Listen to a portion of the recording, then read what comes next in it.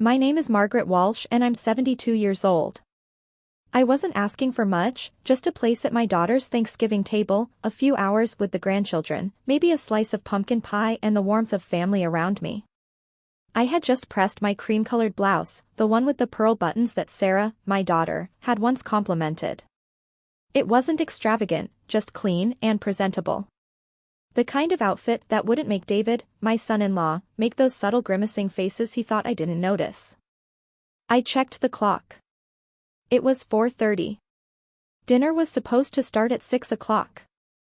Then my phone chimed. I reached for it slowly, my arthritis making my fingers stiff. I expected a message asking me to bring ice or reminding me where to park. Instead, I saw the words that would change everything. Mom, David's family is coming this year. We don't have room. Maybe next time. 10 words. Not a phone call, not an explanation, just a text message dismissing me like an afterthought. For a long moment, I thought it had to be a joke. Maybe Sarah had sent it to the wrong person. Maybe her phone had autocorrected something. But no, it was deliberate. It was final. It was her choice. I lowered myself onto the edge of my bed, the phone trembling in my hands. My heart didn't just ache, it shattered into 1,000 tiny pieces, each one cutting deeper than the last. Memories flooded back. Sarah at 5, holding my hand during her first ballet recital.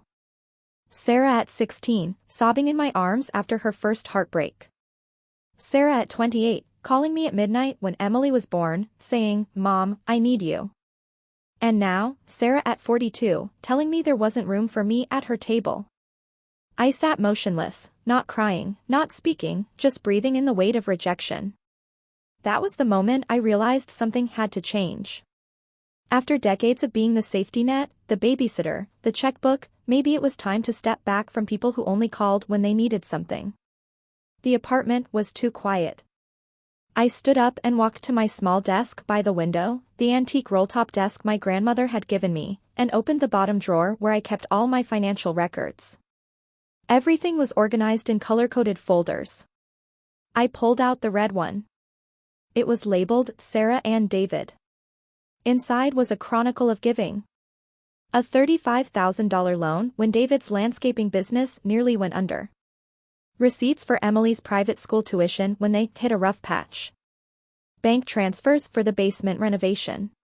The $8,000 I'd given them for the new deck last summer. The orthodontist bills for both grandchildren that I'd quietly paid. Each document told a story, not of generosity freely given and gratefully received, but of expectations that had grown like weeds, choking out genuine connection. My savings had become their safety net. My retirement account had been the invisible foundation of their comfortable life.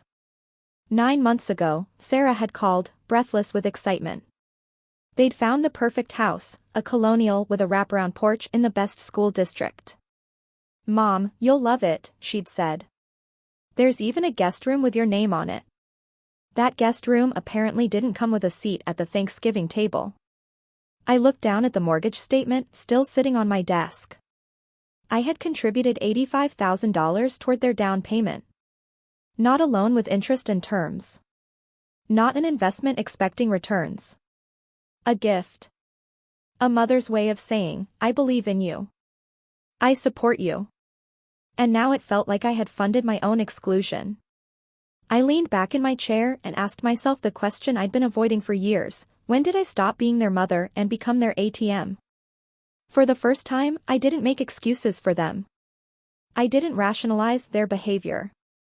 I simply sat with the truth. I had given everything, and they had learned to expect it. I didn't sleep that night. The message played on repeat in my mind. We don't have room. By morning, I knew what had to be done.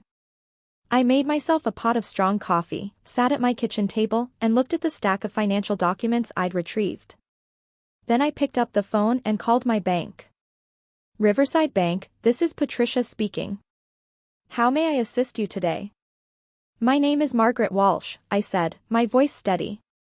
"I need to cancel all recurring transfers and payments from my accounts effective immediately." There was a brief pause. All of them, Mrs. Walsh? Yes. Every single one. And I also need to remove my daughter, Sarah Walsh Brennan, as a cosigner on my accounts. I could hear typing on the other end. That's quite a significant change, Mrs. Walsh. We'll need you to come in to finalize everything, but I can flag your accounts right now. Is everything all right? Everything is fine, I said. In fact, I think it's about to get better. The silence that followed wasn't uncomfortable. It was liberating. I had supported my daughter, her husband, their lifestyle, their dreams, and their children for over 15 years. But that morning, I remembered what my late husband Thomas used to tell me, Margaret, be generous, but don't let generosity become obligation.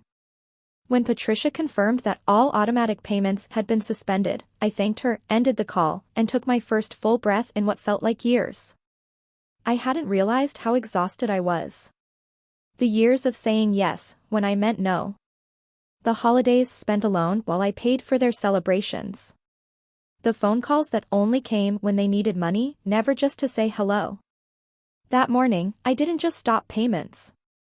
I started reclaiming myself. My phone rang. Sarah.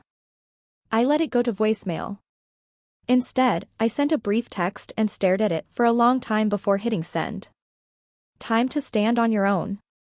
Then I turned off my phone and turned toward a different future. By the time Sarah showed up at my door, I had already prepared tea and set out 2 cups. She didn't knock gently. She pounded like she was trying to break through the wood, like she had a right to immediate access.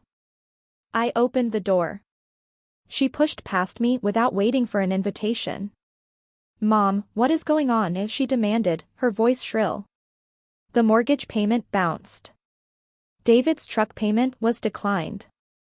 The bank called saying all authorizations have been suspended. Did you cancel everything? Yes, I said simply.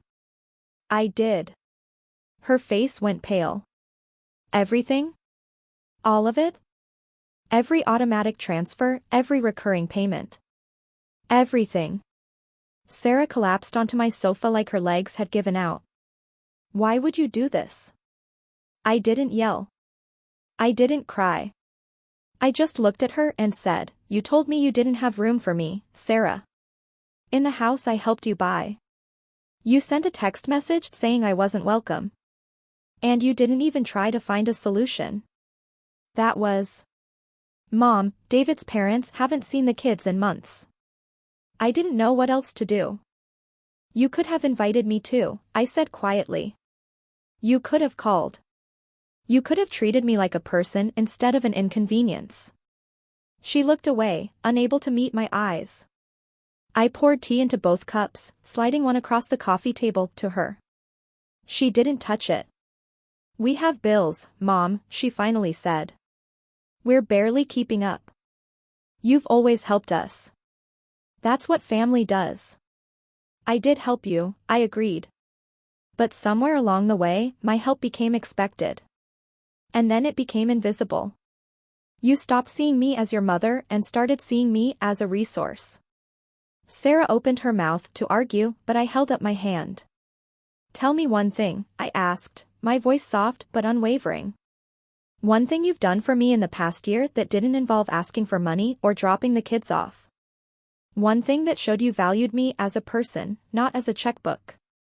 The silence stretched between us.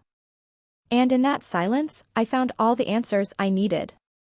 3 days later, it was David who showed up.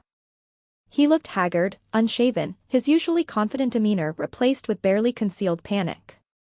I let him in without saying much. He sat in the armchair, hands clasped tightly together. Margaret, we need your help, he began, dispensing with pleasantries. We're behind on 3 payments. The credit cards are maxed. We're going to lose the house. I sat across from him, calm and centered. How much are you short? He hesitated. About $12,000 this month. And where did that money usually come from? He shifted uncomfortably. Well, you've been helping us with the mortgage, Anne. For how long, David? What? How long have I been covering your mortgage? He looked down. I don't know. A year? Maybe more? 18 months, I said.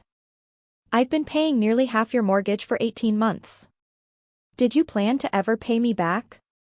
We were going to, he said weakly. Once the business picked up.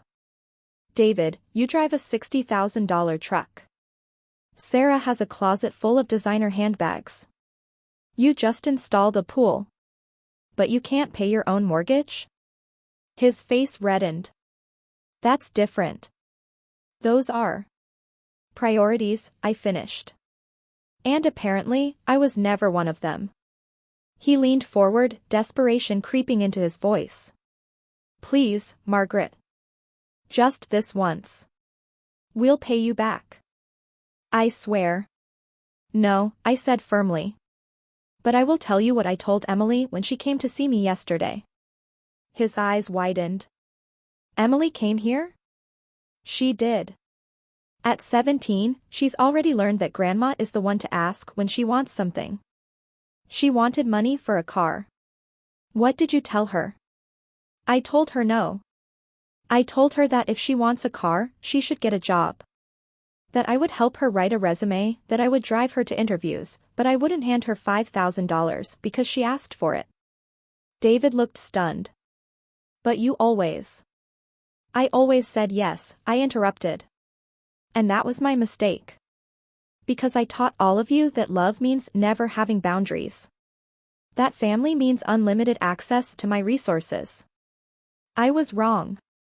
He stood up, anger replacing desperation. Fine. When you're old and alone and need help, don't come crying to us. I won't need to, I said calmly. Because I've learned to rely on myself. He stormed out without another word. For the first time, I didn't chase after him. I didn't apologize. I didn't break. That afternoon, Emily showed up. Unlike her father, she knocked softly. When I opened the door, she looked nervous, young, uncertain. Grandma, she said quietly, can I come in? I stepped aside, and she entered, sitting on the edge of the sofa like she wasn't sure she was welcome. We sat in silence for a moment. Then she spoke. Dad said you're not helping us anymore. That's right. He said you're being selfish. I nodded slowly. I'm sure he does feel that way. Are you? Being selfish? I looked at my granddaughter, really looked at her. She had Thomas's eyes, curious and sharp. Emily, let me ask you something. If I gave you everything you ever asked for, never said no, never made you work for anything, what kind of person would you become? She thought about it. Probably someone who expected things to be handed to them. Exactly. But you've always been so generous. I have, I agreed. But generosity without boundaries isn't kindness. It's enabling. And I've been enabling your parents to avoid responsibility for years. She was quiet, processing. Then she said something that surprised me. I think I understand. You're not being mean. You're trying to help us learn. Tears pricked my eyes. Yes, sweetheart. That's exactly right. She reached over and hugged me. I'm sorry they uninvited you to Thanksgiving. That was wrong. Thank you, I whispered. Can I still visit you? She asked. Not to ask for stuff. Just to visit? Anytime, I said. My door is always open for that. After she left, I realized something important. The right people would understand. The right people would stay. And those who only wanted what I could give them would eventually leave. And maybe that was okay. 6 weeks passed, and for the first time in 15 years, I wasn't anyone's backup plan, anyone's emergency fund, anyone's silent partner. I was just Margaret. I spent my mornings reading the books I'd accumulated but never opened. I joined a book club at the library. I volunteered at the community garden, getting my hands dirty and my face toward the sun. I even started taking piano lessons, something I dreamed about since childhood but never prioritized. Emily visited often, usually bringing her homework and asking for help with history or English, never asking for money. She was my lifeline to the family now, and she was enough. As for Sarah and David, the calls became less frequent. After several more attempts, some angry, some pleading, they finally stopped. I heard through Emily that they'd refinanced the house, taken on extra work, and learned to budget. It wasn't easy for them, but they were managing. And me? I went to Ireland. Thomas and I had always planned to go, to trace his family roots. But life got in the way. Or rather, other people's needs got in the way. Emily insisted I go. Do it for yourself, Grandma. For once, just for you. So I did. Now I stand on the cliffs of Maher, wind whipping through my silver hair, and I feel something I haven't felt in decades, whole. My phone buzzes. Sarah's name appears on the screen. 6 weeks ago, I would have answered immediately, hoping for reconciliation, ready to compromise, already planning how to help them.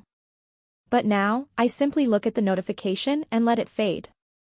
I don't need to hear another apology that comes with conditions. I don't need to be pulled back into a pattern I finally escaped. Instead, I close my eyes, breathe in the salt air, and whisper to the woman I used to be. The woman who said yes, when she meant no. The woman who sacrificed her dreams for people who never asked what her dreams were. The woman who equated love with financial support and belonging with being needed. She's gone now. In her place stands a woman who learned that sometimes the most loving thing you can do is say no. That boundaries aren't walls, they're gates. And that you can't pour from an empty cup. Emily texted later that evening, a photo of her report card, straight A's, and a simple message, Grandma, I got into that summer program. Can't wait to tell you all about it when you get home. I miss you. Not your money. You. And with that, I smiled, because sometimes the legacy we leave isn't measured in dollars given or sacrifices made. It's measured in the truth we finally spoke and the boundaries we were brave enough to defend. If this story touched you, share it. Because someone out there needs to know, it's never too late to choose yourself. It's never too late to stop being everyone's solution and start being your own priority. Your peace matters. Your worth isn't determined by what you can give. And sometimes, the most powerful word in the English language is a simple, honest no. You deserve a seat at the table. And if they won't make room, it's time to set your own.